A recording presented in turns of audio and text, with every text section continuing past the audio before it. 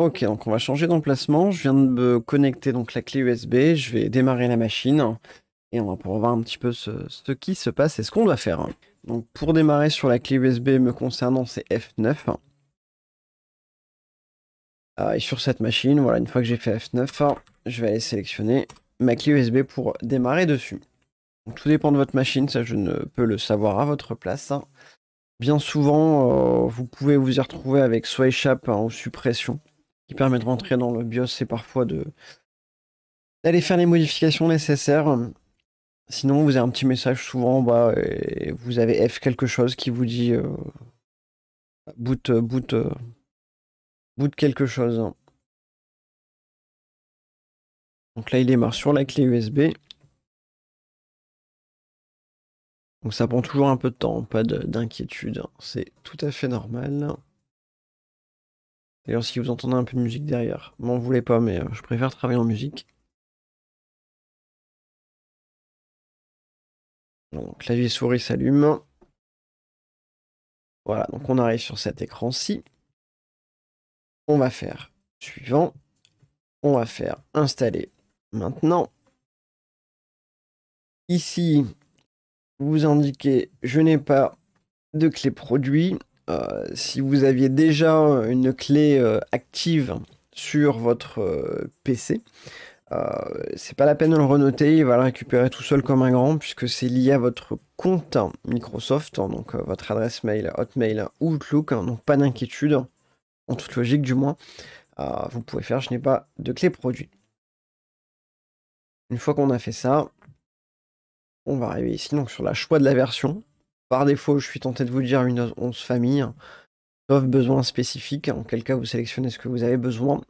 Attention, si vous êtes sur une installation toute fraîche d'un PC tout neuf que vous venez de monter, que vous installez, vous avez acheté votre clé Windows 11, il faudra mettre en conséquence la version de Windows que vous avez acheté. Si vous avez acheté un Windows 11 famille, il faut mettre un Windows 11 famille.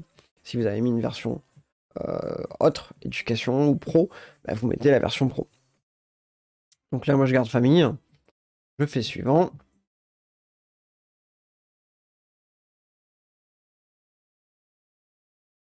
J'ai lu, j'accepte. Personnalisé. Et logiquement, vous aurez tout comme moi plusieurs partitions qui correspondent à ce que vous aviez avant dans votre machine. Je le répète, avant de faire tout ça, assurez-vous de bien avoir sauvegardé toutes les données que vous souhaitiez, puisque vous allez repartir sur une machine toute propre, toute neuve, comme si vous alliez chercher un nouveau PC. Tout ce qui était sur votre machine ne sera plus. L'ensemble de vos comptes, vos dossiers, vos fichiers, vos boîtes mail, les configurations diverses et variées, vous repartez à zéro. Donc, et vous avez donc noté, comme j'ai pu dire dans la précédente vidéo, soit vous aviez déjà connecté votre compte Microsoft, adresse mail Outlook ou Hotmail, vous le notez, assurez-vous d'y avoir accès puisque ça va être demandé juste après. Pour ceux qui souhaitent un compte local, je vous montrerai comment faire une petite subtilité si vous ne souhaitez pas avoir tout ça. Donc quand on est ici et que vous êtes sûr de vouloir réinstaller proprement Windows, vous prenez l'ensemble de vos partitions et vous les supprimez, purement et simplement, jusqu'à temps qu'il n'y en ait plus.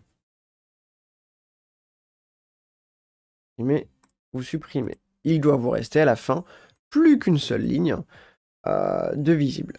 À partir de là, vous la sélectionnez, vous faites suivant. Tout simplement. La copie de fichier va se faire donc de votre clé USB vers votre machine, votre disque dur en l'occurrence. Et une fois que ces étapes-là seront faites, à la fin, il va nous dire de retirer la clé USB puisqu'il va redémarrer. Et de là, il va procéder à l'installation de Windows 11. Donc toujours pareil, patience. Pas plus compliqué que ça, hein. Le plus gros du travail, hein, c'est d'attendre globalement. Bon, désolé pour la caméra, elle fait ce qu'elle peut. On est sur ma Microsoft, hein. Si vous voulez un comparatif de caméra, n'hésitez pas, j'ai fait une vidéo là-dessus. D'ailleurs, vous voyez un écran ici qui est noir, hein. C'est pas juste pour faire beau, hein. C'est que là on est devant là où je bosse, hein, concrètement, pour mon activité en télétravail. Et voilà, j'ai une machine qui est en dessous du PC qui, bien sûr, hein, me permet d'utiliser ces 2 écrans. C'est juste que là, sur la machine que j'ai mis au sol, voilà, j'ai besoin que d'un seul écran et dans tous les cas, je ne peux vous montrer un seul écran avec mon petit vidéo capture.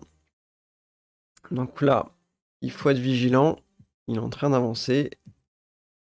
Une fois qu'il a terminé, il faut surtout bien enlever la clé USB pour pas redémarrer dessus. Voilà, donc on n'en est pas très loin. Ça redémarre, on a 10 secondes, on enlève la clé.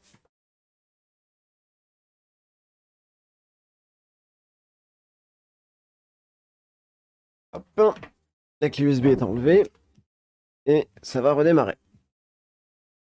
Et ici. Ok, donc il y a eu petit écran de chargement, ça démarre tranquille et on arrive sur cette partie-là. Donc est-ce que c'est le bon pays, France? Oui.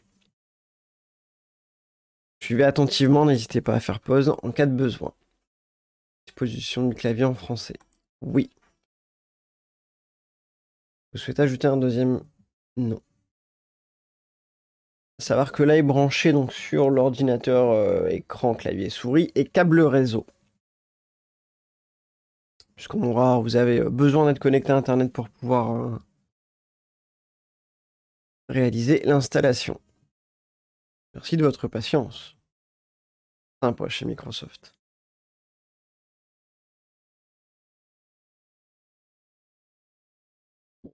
N'hésitez pas à vous prendre quelques bonbons pour passer le temps. Pas rapide. Le succès est à votre portée. Mais devinez. Ok, donc donnez un nom à votre appareil. Ce que vous voulez. Bon, c'est un HP. Elite. Suivant.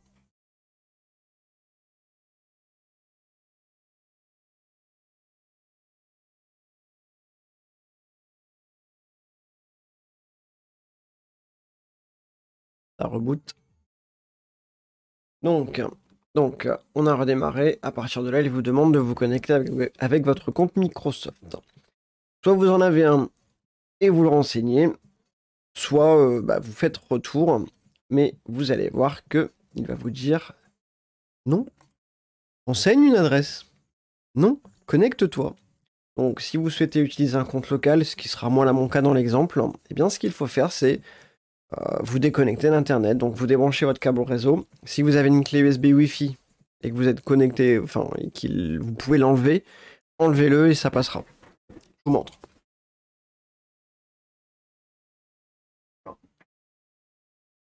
Donc là, mon câble est enlevé. Donc, il n'est plus connecté à Internet. Je fais retour. Et là, il veut. Tout à fait possible de ne pas mettre de nom. Je vais mettre HP 8. Ah oui, bon. Bah, il s'appellera HP. Hop. Mot de passe. J'en veux pas. Donc la première partie consistait à donner un nom à l'ordinateur et ensuite à donner un nom à votre session finalement. Donc ici, avoir accès à votre emplacement. Je suis tenté de vous dire oui, ça peut quand même être pratique en fonction des recherches que vous faites pour qu'il puisse vous trouver des résultats plus cohérents. Donc ici, je vous conseillerais de mettre oui. Libre à vous de mettre ce que vous voulez là-dedans. Moi, souvent, je mets oui. Idem pour la localisation, je mets oui. Envoyer les rapports de diagnostic. Juste c'est obligatoire. Améliorer l'écriture. On s'en fout. Non. Expérience personnalisée. Non. Publicité. Avec l'identifiant. Non. Et là, on est sur la fin. Pareil, si vous avez des bonbons, vous pouvez y aller. Ceux-là sont super bons. En vrai, hein.